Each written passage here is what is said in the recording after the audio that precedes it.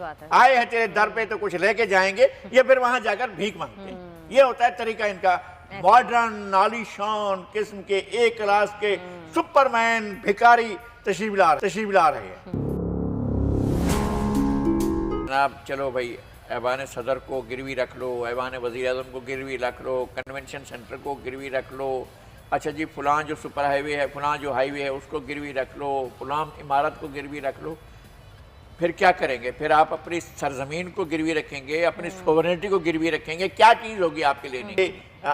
इनके शाही खर्चे नहीं ख़त्म होते। यानी रूस का वज़ीर ख़ारजा जहाज से निकल रहा है, अपनी छतरी खुद थमे हुए है, और आपके वज़ीर ख़ारजा के तीन आदमी लगे हुए हैं जो उसकी छतरी पकड़ने के लिए बेताब हैं और उनके ऊपर छतरी तान कर चल रहे। तो लोगों को आता होगा यार, ये जाकर कर्जे मांगते हैं, किस मुंह से मांगते हैं? जब ये इनके सूट देखें, इनका लिबास देखें, इनके चश्मे देखें, इनकी घड़ियां देखें, और फिर आप जाकर देखें जिनसे वो कर्जे मांग रहे हैं, वो इतने डाउन। मैंने पढ़ा था कि जनाब अपना सेक्रेटरी ऑफ स्टेट जो है उसने अपनी एक डायरी लिखी थी। वो अपने जब गैर मुल्की दौरे पर जाता था तो अपने कपड़े खुद धोता था, खुद अपने कपड़े इस्त्री करता था। 2 ही जोड़े रखे हुए थे, एक जोड़ा एक दिन पहनता था, दूसरा जोड़ा दूसरे दिन पहनता था, और अमरीकी वजीर खारजा था।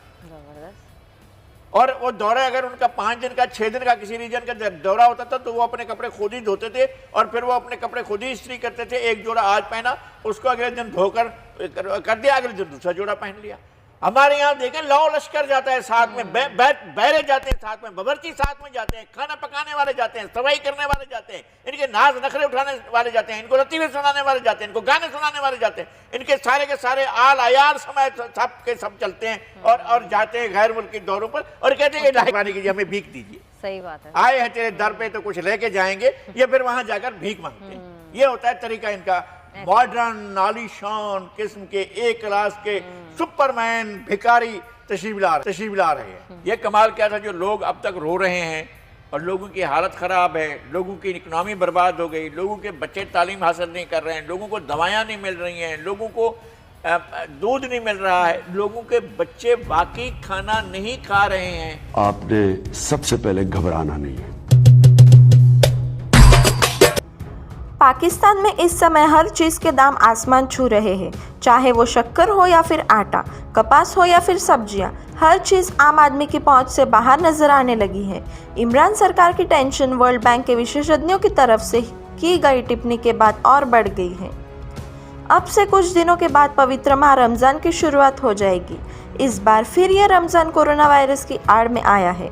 पूरी दुनिया कोरोना से परेशान है तो पड़ोसी मुल्क पाकिस्तान महंगाई की दौरी मार झेल रहा है। कोविड-19 के चलते जो अर्थव्यवस्था चौपट हो चुकी थी, उस पर महंगाई की भी तगड़ी चोट लगी है। कैसे इस बार रमज़ान में पाकिस्तान में महंगाई नागरिकों को डबल टेंशन मिलने वाली है।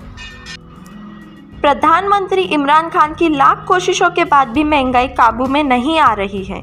इमरान ने इसी महंगाई के चलते अनिर्वाचित टेक्नोक्रेट डॉक्टर अब्दुल हाफिज शेख को हटा दिया है। उन्हें वित्त मंत्रालय में अतिरिक्त भार सौंपा गया था।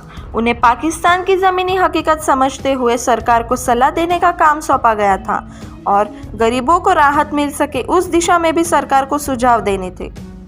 पाकिस्तान में इस समय हर चीज़ के दाम आसमान छू रहे हैं, चाहे वो शक्कर हो या फिर आटा, कपास हो या फिर सब्जियां, हर चीज़ आम आदमी की पहुंच से बाहर नजर आने लगी है। इमरान सरकार की टेंशन वर्ल्ड बैंक के विशेषज्ञों की तरफ से की गई टिप्पणी के बाद और बढ़ गई है। विशेषज्ञों की माने तो इस साल पाकिस्तान का निर्यात और डूबेगा। वर्ल्ड बैंक की तरफ से वर्तमान वित्त वर्ष में पाकिस्तान की ग्रोथ रेट 1.3% आंकी गई है, जबकि सार्वजनिक कर्ज नए रिकॉर्ड पर पहुंचेगा। वर्ल्ड बैंक का अनुमान है कि कर्ज जीडीपी का करीब 94.4% तक हो जाएगा। साल 2018 में जब इमरान की पार्टी पाकिस्तान तहरीक-ए-इंसाफ ने सत्ता संभाली थी तो कर्ज का यह आंकड़ा 72.5% था। वही राजकोषीय घाटा 8.3% पर ही रहेगा। कोविड-19 की वजह से देश में गरीबी भी बढ़ती जा रही है, साथ ही बेरोजगारी में भी इजाफा हुआ है। इसके अलावा सबसे ज़्यादा तकलीफ उन लोगों को हुई है जिनकी वास्तविक आय कम हो गई है। इन लोगों को सबसे ज़्यादा मार झेलनी पड़ रही है क्योंकि फिलहाल कोई सही समाधान सरकार की तरफ से सुझाया नहीं गया है। वर्ल्ड बैंक की रिपोर्ट में अनुमान लगाया गया है कि पाकिस्तान में 20 लाख लोग अंतर्राष्ट्रीय गरीबी रेखा से नीचे आ गए हैं। वहीं 40% परिवार गंभीर खाद्य सुरक्षा से जूझ रहे हैं। पाकिस्तान के अर्थव्यवस्था विशेषज्ञों के मुताबिक देश में इकोनॉमिक ग्रोथ कम है और महंगाई ज्यादा है। इमरान से पहले जब नवाज शरीफ की पार्टी की सरकार थी तो उस समय ग्रोथ ज्यादा थी और महंगाई कम थी।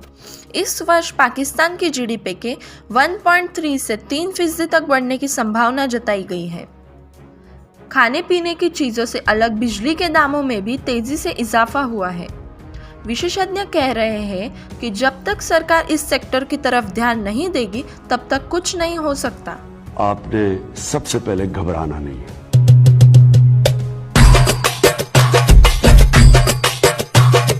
आपने सबसे पहले घबराना नहीं है। ना हुण नहीं, हुण सानू घबरान दे। हुण अस्सलाम वालेकुम। वालेकुम। मैं अमरीन कयूम बात कर रही हूँ इस्लामाबाद से। मैं एक हाउस वाइफ हूँ। मेरे हस्बैंड प्राइवेट जॉब करते हैं। मैं महंगाई के बारे में बात करना चाहती हूँ कि महंगाई जो है वो दिन ब दिन बढ़ती जा रही है और गुजारा मुश्किल हो रहा है। हम बच्चों के स्कूल की फीस दें या घर का खर्चा चलाएं। और अब तो अगर आप देखें तो डॉलर की जो प्राइस है वो भी कम हो गई है और जो रुपए की वैल्यू है वो भी मुस्तहकम हो गई है। और दूसरी बात यह कि अब तो रमजानुल मुबारक भी आ रहा है, लेकिन जो है बेसिक कमोडिटीज़ की प्राइस बिल्कुल कम नहीं हो रही है। तो खुदारा आप अपना वादा पूरा करें और महंगाई को कंट्रोल करें। अगर आप ये नहीं हो सकता तो फिर आप जो डे फर्स्ट से कह रहे हैं कि आपको घबराना नहीं है, तो फिर आप हमें घबराने की इजाज़त दे दें। बिल्कुल। अगर आप ये नहीं हो सकता तो फिर आप जो डे फर्स्ट से कह रहे हैं कि आपको घबराना नहीं है, फिर आप हमें घबराने की इजाज़त दे दें। जी अमरीन, बिल्कुल। आपने सबसे पहले घबराना नहीं है।